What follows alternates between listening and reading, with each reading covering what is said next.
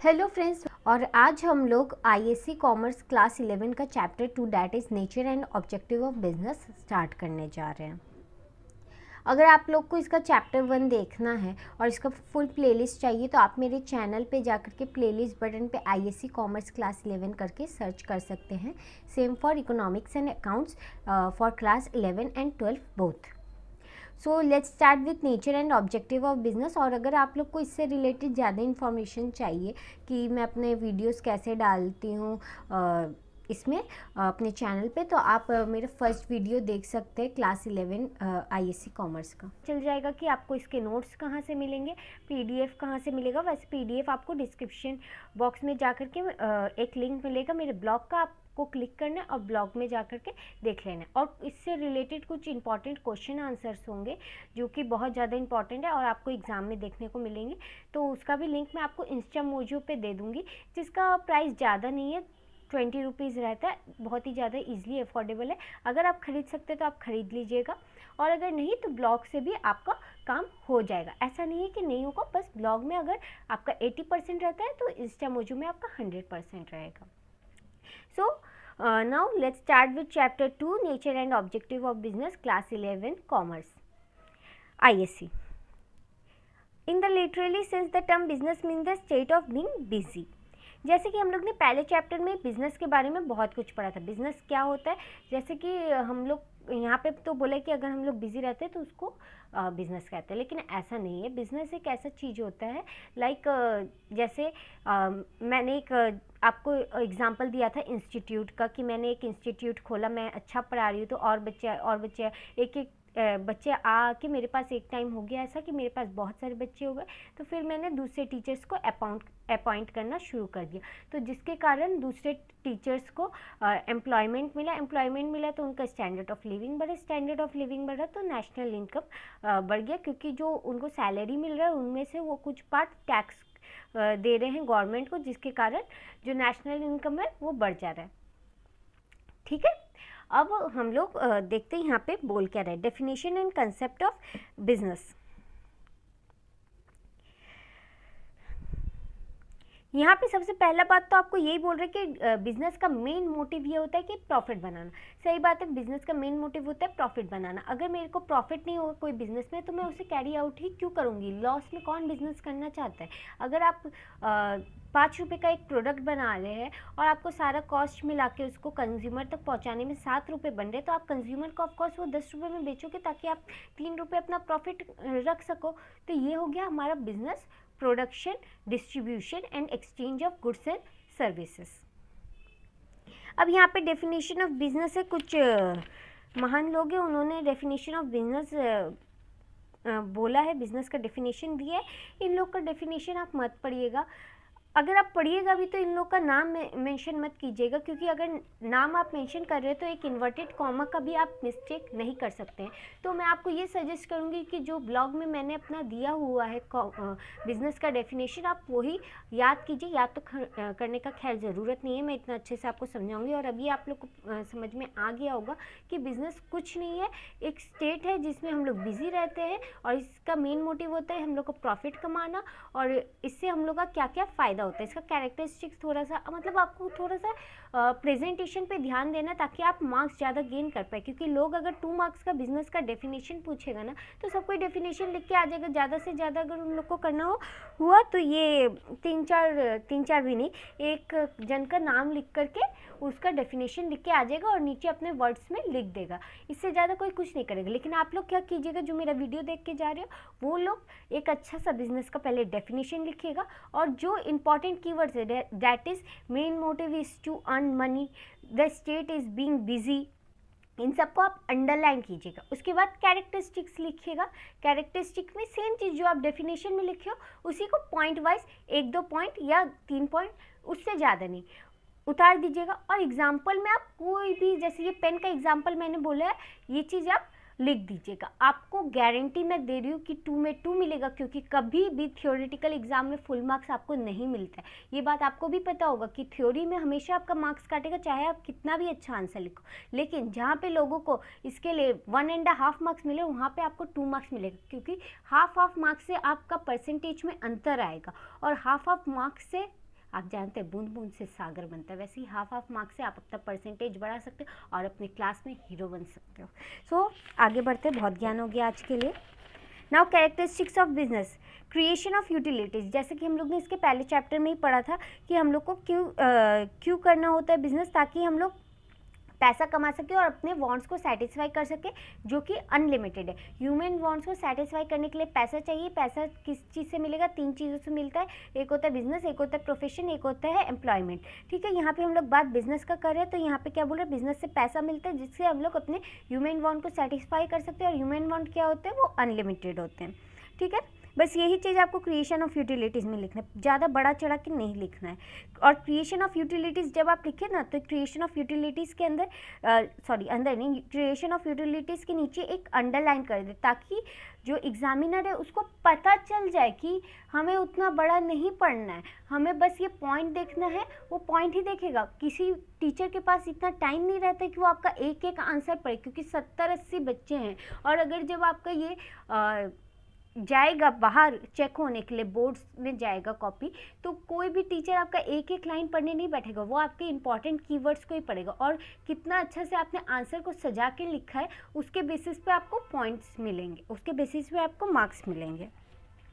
Now dealings in goods and services, जैसे मैंने आपको बताया कि बिजनेस में क्या होता है, exchange of goods and services, जहाँ पे हम लोग यहाँ पे पेन दे रहे हैं और वो हमें मनी दे रहा है। और सिर्फ ये गुड्स तो नहीं बेचते, अगर हम लोग पार्लर जाएंगे तो वो हमें सर्विस प्रोवाइड कर रहा है, तो यही चीज़ हो गया गुड्स और सर्विसेज, इसलिए हम लोग सर्विसेज भी लिखते हैं। कंटिन्यूटी इन डीलिंग्स, इसमें बिजनेस में क्या होता है ना, एक कंटिन्यूअस वे में आपको करना पड़ेगा। ये बिजनेस नहीं हुआ कि आपने एक बार पेन बनाया और वो पेन को बेच दिया और उसके बाद आपने और कोई पेन नहीं बनाया। ये पेन का एग्जांपल छोड़ देते, एक कार ले लेते हैं। मान लीजिए एक कार था मेरे पास, मैंने उस कार को बेच दिया। अब वो कार को बेच दिया मैंने, तो इसका मतलब ये नहीं कि मेरे पास कार बेचने का बिजनेस हुआ, मैंने खाली उसको एक बार बेचा। अगर मैं उसको लगातार बेचती रहूँगी, बहुत सारे कार्स है मेरे पास और मैं उसको बेचती रहूँगी, खरीदती रहूँगी, बेचती रहूँगी, खरीदती रहूँगी, ये मैं कम से कम 20-30 साल तक करूँगी, और मेरे पास सब अथॉरिटीज़ आ जाएंगे उस कंपनी के, like memorandum of association, article of association, जो हम लोग आगे जा कर के इस चैप्टर में तो नहीं, आगे जा कर के इस सब्जेक्ट में पढ़ने वाले हैं, तब आपको पता चलेगा कंपनी कैसे फॉर्म होता है। तो यही चीज़ होता है कि बिज़नेस का सबसे बड़ा बात है कि एक बार कुछ नहीं करना है, आपको वो कंटिन्यूसली लगातार करते रहना है। नाउ सेल, ट्रांसफ़र और एक्सचेंज, सेम चीज़, गुड्स मतलब transfer of exchange and goods and distribution of goods and services. Profit motive, ये मैंने आपको बता दिया कि मेन मोटिव क्या होता है, to earn money, to earn profit. Element of risk, risk हो सकता है कि बिजनेस चलेगा कि नहीं चलेगा, लोगों को पसंद आएगा कि नहीं आएगा, वो उनके डिमांड को फुलफिल करेगा कि नहीं करेगा, तो ये चीज़ का रिस्क आपको हमेशा रहेगा कि हमेशा प्रॉफिट ही होगा, ज़रूरी नहीं है, लॉस भी हो सकता है। दूसरा क्या है, इकोनॉमिक एक्टिविटी, बिजनेस एक इकोनॉमिक एक्टिविटी है क्योंकि इसमें से हम लोग को मनी मिलता है। Art as well as science, ये बहुत इंपॉर्टेंट क्वेश्चन है कि बिजनेस एक art as well as science है, ये 2 मार्क्स का आ सकता है, ज़्यादा से ज़्यादा 5 मार्क्स का भी आ सकता है। तो art as well as science, ये आर्ट क्यों है, क्योंकि हम लोग को इसमें अपने पर्सनल स्किल्स देने पड़ते हैं और एक्सपीरियंस लगाना पड़ता है। और साइंस इसलिए क्योंकि ये बेस्ड है कुछ सर्टेन प्रिंसिपल ऑफ लॉज में, जो कि हम लोग आगे पढ़ेंगे वो क्या क्या है। लेकिन मैं आपको art as well as science, आप मेरे ब्लॉग में तो आप पढ़ ही लोगे क्योंकि ये बहुत अच्छे से मैंने उसमें लिखा हुआ है, लेकिन ये मैं आपको बोल रही हूँ कि इस चैप्टर में से आप art as well as science करके जाइए, क्योंकि ये क्वेश्चन आएगा ही आएगा। और चैप्टर 1 से भी आपका वो वाला क्वेश्चन जो मैं बोल रही हूँ कि एक टाइम पे 1% के लिए वही एक्टिविटी इकोनॉमिक भी हो सकता है, नॉन इकोनॉमिक भी हो सकता है, ये दोनों आप पढ़ के जाइए, ये दोनों आएगा ही आएगा। नेसेसिटी ऑफ बिजनेस, अब नेसेसिटी ऑफ बिजनेस क्या है, जैसे कि मैंने बोला, पॉवर्टी रिमूव करना, एम्प्लॉयमेंट जनरेट करना, स्टैंडर्ड ऑफ लिविंग बढ़ाना, फॉरेन एक्सचेंज से अर्न करना, और टू प्रमोट सोशल वेलफेयर। अब पॉवर्टी कैसे रिमूव होगा, अगर मैंने जैसे अपना इंस्टीट्यूट खोला और मेरे को और टीचर्स रिक्वायर्ड हुए, तो मैं टीचर्स अपॉइंट करूँगी, जिसके कारण जो बेरोज़गार लोग थे उनको रोज़गार मिलेगा, जिसके कारण उनके पॉकेट में पैसा आएगा। पॉकेट में पैसा आएगा तो क्या, गरीबी मिटेगी। अब गरीबी मिटेगी तो क्या होता है कि उनको उनको एक एम्प्लॉयमेंट जनरेट किया, मैंने उन लोग के लिए एम्प्लॉयमेंट जनरेट किया, और थर्ड पॉइंट हम लोग का क्या था, to improve standard of living. उन लोग के पास पैसे आएंगे तो क्या करेंगे, वो लोग घर मकान बनाएगा, अपना सही से रहेगा, सही से खाना पीना करेगा, सही से ड्रेसअप करेगा, तो उन लोग का स्टैंडर्ड ऑफ लिविंग बढ़ेगा। स्टैंडर्ड ऑफ लिविंग बढ़ेगा तो क्या होगा, जो एरिया है उसका भी स्टेटस बढ़ेगा। उसका स्टेटस बढ़ेगा तो क्या होगा, गवर्नमेंट के पास टैक्स ज़्यादा जाएगा। टैक्स ज़्यादा जाएगा तो क्या होगा, नेशनल इनकम हम लोग का बढ़ेगा। नेशनल इनकम बढ़ेगा तो हम लोग का क्या होगा, हम लोग का दबदबा बनेगा, बस और कुछ नहीं होगा। To earn foreign exchange. To earn foreign exchange मतलब क्या होता है कि हम लोग को हम लोग के पास वो प्रोडक्ट है जो फॉरेन में नहीं मिल रहा है, तो फॉरेन की कंपनीज आकर के हम लोग से वो प्रोडक्ट खरीदेगा, तो हम लोग उसको जितना में अपने कंट्री में बेचते हैं उससे हाई प्राइस में फॉरेन में बेच सकते हैं, और उन लोग को वो खरीदना पड़ेगा क्योंकि उन लोग के पास वो प्रोडक्ट है नहीं। ठीक है ना, तो हम लोग ऐसा प्रोडक्ट बनाने का कोशिश करते हैं कि जो सिर्फ हम लोग के कंट्री में बन रहा है, ताकि हम लोग का ये फॉरेन एक्सचेंज हो। और जैसे कि अभी हम लोग का $1 हम लोग का यहाँ पे शायद 80 रुपीज़ का अभी फ़िलहाल चल रहा है। तो सोचिए अगर मैं उससे $10 में कोई प्रोडक्ट खरीदूँगी तो हम लोग के पास कितने पैसे आएंगे, बेचूँगी तो हम लोग के पास कितने पैसे आएंगे। तो यही हुआ हम लोग का to earn foreign exchange. To promote social welfare. अब जैसे मैं एम्प्लॉयमेंट जनरेशन कर रही हूँ, स्टैंडर्ड ऑफ लिविंग बढ़ा रही हूँ लोगों का, पॉवर्टी रिमूव कर रही हूँ, फिर नेशनल इनकम बढ़ा रही हूँ इंडिया का, तो क्या हो रहा है, मैं एक वेलफेयर कर रही हूँ, मतलब मैं सोसाइटी को अपना कुछ दे पा रही हूँ, वही हुआ हम लोग का social welfare. Now business as an economic activity. अब बिजनेस एक इकोनॉमिक एक्टिविटी क्यों है, मैंने आपको क्या बोला कि इसमें कुछ भी नहीं है, ये सब चैप्टर में ये खाली घूम फिर के एक ही बात बोलेगा कि क्या चीज़ इकोनॉमिक है, क्या चीज़ नॉन इकोनॉमिक है, कहाँ से पैसा आ रहा है, कहाँ से पैसा नहीं आ रहा है, और transfer of goods and services. आपको ये चीज़ रट जाना चाहिए ताकि आप लोग को ये चैप्टर पढ़ने का दरकार ना पड़े। मैंने आपको क्या बोला, अगर आप मेरा वीडियो पूरा अच्छे से देखोगे और मेरे ब्लॉग में जाकर के क्वेश्चन आंसर पढ़ोगे तो आपको कोई दिक्कत नहीं आएगा, और आपको एग्ज़ाम से पहले टेंशन लेने का ज़रूरत नहीं पड़ेगा, और आपको एग्ज़ाम से पहले कभी भी ये चैप्टर बुक से पढ़ने का ज़रूरत नहीं पड़ेगा, इसका गारंटी मैं लेती हूँ। The object of business is to sell goods and services for profit. क्या मेन ऑब्जेक्टिव है, प्रॉफिट कमाना। प्रॉफिट कमाना कैसे होगा, जब हम लोग गुड्स और सर्विसेज बेचेंगे कंज्यूमर को। Business activity involve use of scarce resources. Scarce resources क्या होते हैं, जो बेकार रिसोर्सेज होते हैं उसका ऑप्टिमम यूटिलाइजेशन करना, जो कि मैंने आपको फर्स्ट चैप्टर में ही बता दिया कि अच्छे से हम लोग को रिसोर्सेज का यूटिलाइजेशन करना पड़ेगा। और क्या है वो resources, land, labour, capital and entrepreneur. तो ये सब हम लोग को अच्छे से यूटिलाइज करना है। Business activity satisfy needs of the public end of businessman. अब क्या होता है, बिजनेस एक्टिविटी जो होता है वो किस लिए होता है, ताकि पैसा कमाएं हम लोग, और पैसा कमा के क्या करें, ह्यूमन वांट को सेटिस्फाई कर पाए। और ये ह्यूमन वांट्स किसके होते हैं, ह्यूमंस के होते हैं। और ये ह्यूमन कौन है, कंज्यूमर है, और बिजनेसमैन खुद भी है।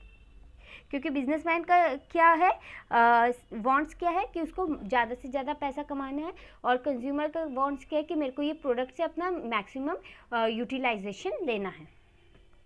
Objectives of business, economic objective, social objective, human objective और नेशनल ऑब्जेक्टिव। इनमें आप लोग को ज़्यादा कुछ नहीं पढ़ना है, मैंने एक छोटा सा चार्ट अपने ब्लॉग में भी दिया हुआ है, आप बस वही पढ़ लोगे तो हो जाएगा।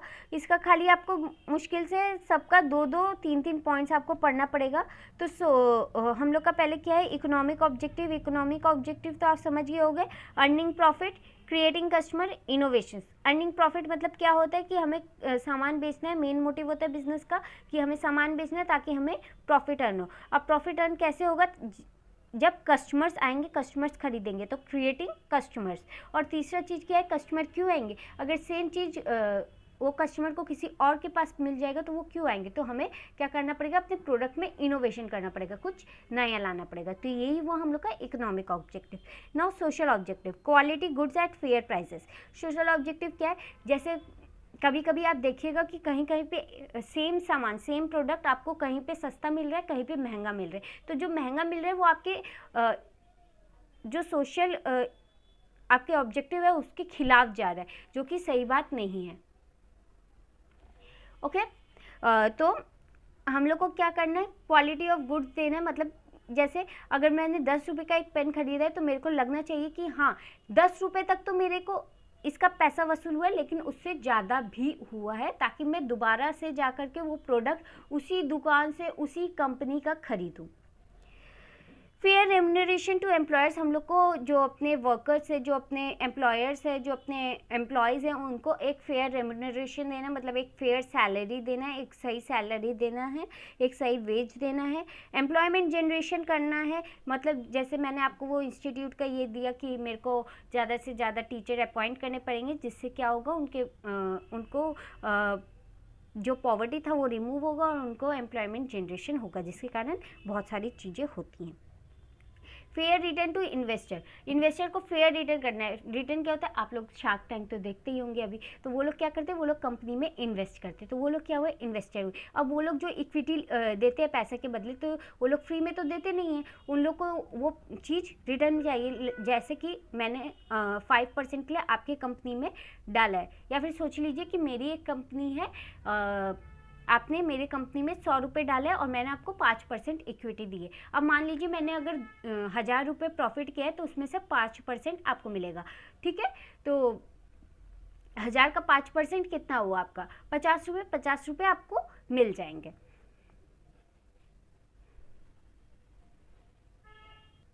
और एक इसका क्या है, सोशल वेलफेयर। सोशल वेलफेयर हम लोग ऑलरेडी पढ़ चुके हैं। और फिर क्या है, पेमेंट ऑफ टैक्सेस। अब अगर आप इतना कमाई कर रहे हैं तो आपको गवर्नमेंट को टैक्स देना भी बनता है, जिसके कारण हम लोग का नेशनल इनकम बढ़े, which is also a social welfare. तो आपको क्या करना है, गवर्नमेंट को एक फेयर टैक्स देना है, जितना आपको अलॉट हुआ है उतना ही आपको टैक्स देना है, ना उससे कम देना है, ज़्यादा तो कोई देता ही नहीं है। ह्यूमन ऑब्जेक्टिव हम लोग का क्या है, लेबर वेलफेयर, लाइक जो हम लोग के लेबर्स होते हैं उनका अच्छा करना, उनके साथ गुड बिहेव करना, फिर उनको फेयर वेजेस देना। वो डेवलपिंग ह्यूमन रिसोर्सेज, एचआर को हम लोग डेवलप करें। पार्टिसिपेटिव मैनेजमेंट, जो मैनेजमेंट टीम हो वो बहुत ही ज़्यादा अच्छा हो, कंज्यूमर के साथ अच्छे से कम्युनिकेट कर सके, ताकि हम लोग अपने जो प्रोडक्ट है वो कंज्यूमर के डिमांड के हिसाब से रख सके। फिर क्या है हम लोग का, लेबर मैनेजमेंट कॉपरेशन, सेम ही चीज़ है, घूम फिर के वही बता रहे हैं। फिर है नेशनल ऑब्जेक्टिव। नेशनल ऑब्जेक्टिव हम लोग का क्या है, optimum utilisation of resources, development of small business, development of backward areas, pollution control. हम लोग को जो रिसोर्सेज है उसका ऑप्टिमम यूटिलाइजेशन करना है।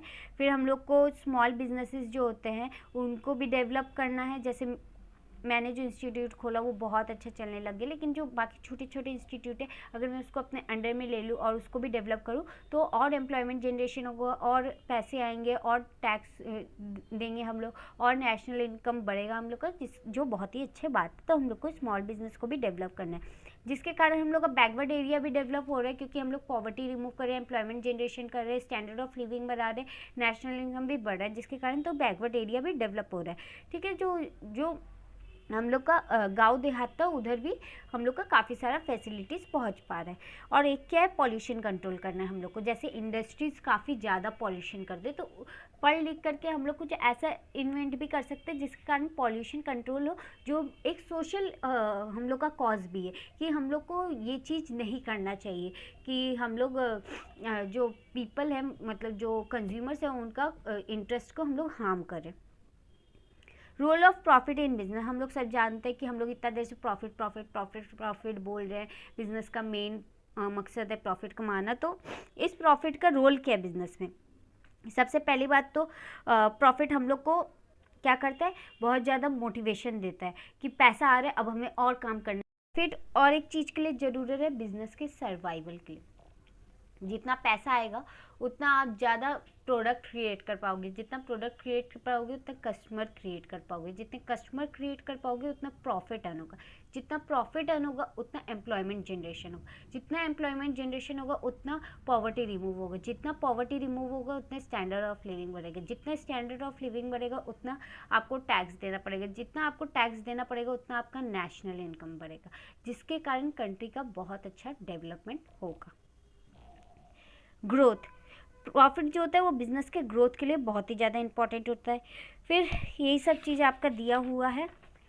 फिर objections against profit maximisation. Profit maximisation क्या होता है? आपको ज़्यादा प्रॉफिट नहीं कमाना। लाइक अगर आप 10 रुपये का पेन बेच रहे हो और वही पेन अगर सेम चीज़ दूसरा कंपनी भी बना रहा है, आपके में कुछ एक्स्ट्रा नहीं है, मान लीजिए 19-20 का अंतर है, लेकिन वो 10 रुपये का पेन अगर आप 20-30 रुपये में बेच रहे हो ना, तो कस्टमर आपके पास कभी नहीं आएगा। वो कस्टमर वो 10 रुपये वाले पेन के पास ही जाएगा, भले उसको कम यूटिलाइजेशन हो रहा है। तो आपको अपना प्रॉफिट मैक्सिमाइजेशन करके कस्टमर का इंटरेस्ट को हार्म नहीं करना है। आपको एक फेयर प्राइस रखना पड़ेगा ताकि आप कस्टमर के इंटरेस्ट को हार्म ना कर सको, जो कि बहुत ही बुरा बात है, क्योंकि एक कस्टमर आपके 10 कस्टमर ला सकते हैं। तो ये था आज का फ्री का ज्ञान जो आपको कोई भी टीचर देता नहीं है। सो ये चैप्टर आपका ख़त्म होता है इसी के साथ। अब हम लोग आगे मिलते हैं दूसरे चैप्टर के साथ, दूसरे सब्जेक्ट के साथ। अगर आपको वीडियो पसंद आई तो लाइक शेयर कीजिएगा, कंजूसी मत कीजिएगा, अपने दोस्तों तक भी फॉरवर्ड कीजिएगा।